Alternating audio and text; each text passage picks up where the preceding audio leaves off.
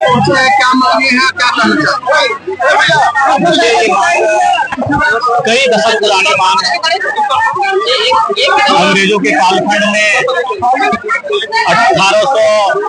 1881-91 1901 से लेकर 31 तक सभी एबोरिजिनल ट्राइब, सभी एबोरिजिन, सभी प्रिमिटिव ट्राइब के नाम से कुर्मी झारखंड के और 12 समुदायों के साथ सूचीबद्ध था। सीएनटी जब कानून बना उस समय भी उन्हीं 12 समुदाय के साथ कुर्मी को सीएनटी में शामिल किया गया। लेकिन अंग्रेजों ने जाते जाते पूरी दुनिया को, उद्योग जगत को ये बता दिया कि उद्योग को फलने फूलने के लिए, खनन इत्यादि के लिए कुर्मियों की जमीन सबसे उपयुक्त होगी और वह अगर शेड्यूल्ड होंगे, उनको अगर विशेष अधिकार दिया जाएगा, विशेष संरक्षण दिया जाएगा, तो ऐसी परिस्थिति में जमीनों का अधिग्रहण आसानी से नहीं होगा, काफी कठिनाई होगी।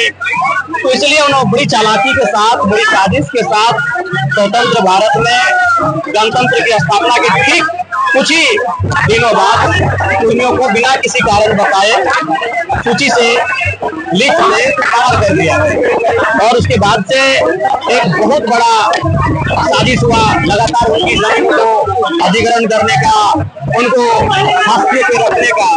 तो समय समय पर ये आंदोलन चलता आया है, लेकिन क्योंकि उस समय झारखंड अलग राज्य की लड़ाई हो रही थी और कुर्मी की लगभग आधी हिस्सेदारी है, झारखंड अलग राज्य में आधी हिस्सेदारी रही। इसीलिए हम झारखंड राज्य को बनाने में प्राथमिकता दिए कि पहले राज्य बनने दिया जाए, क्योंकि दो आंदोलन साथ में नहीं हो सकते थे। इसलिए झारखंड राज्य बनने में प्राथमिकता दिया।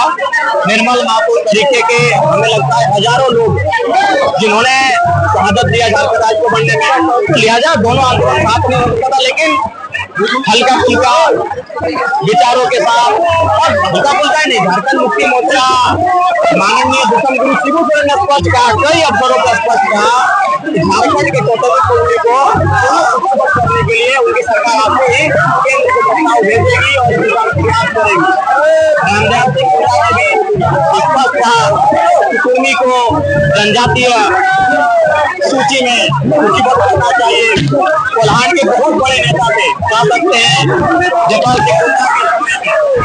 आबोन सुंदरई, उन्होंने समर्थन किया होना चाहिए।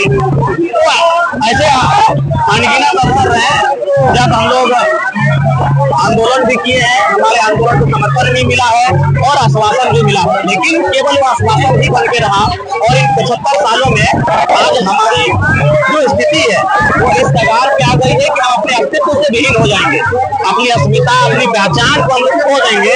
इसलिए पूरा हम लोग एकजुट होकर समाज के बैनर तले, किसी राजनेता के बैनर तले नहीं, किसी चेहरे के बैनर तले, समाज के बैनर तले यह आंदोलन चल रहा है और यह आंदोलन चलेगा जब तक हमारे मांगों को स्वीकार नहीं किया जाता है, हमारे अस्तित्व की रक्षा के लिए हमें सूचीबद्ध नहीं किया जाता है, ये आंदोलन चलेगा। और मैं पुनः केंद्र सरकार, राज्य सरकार दोनों का इसमें विषय होता है। राज्य सरकार प्रस्ताव भेजती है, रिपोर्ट तैयार करती है, फिर वो कैबिनेट में जाता है, संसद में आते हैं, फिर राष्ट्रपति के पास पहुंचकर नियम बनते हैं। तो इस लिहाज से राज्य और केंद्र की सरकार दोनों से आग्रह होगा कि हट धर्मिता को त्यागे।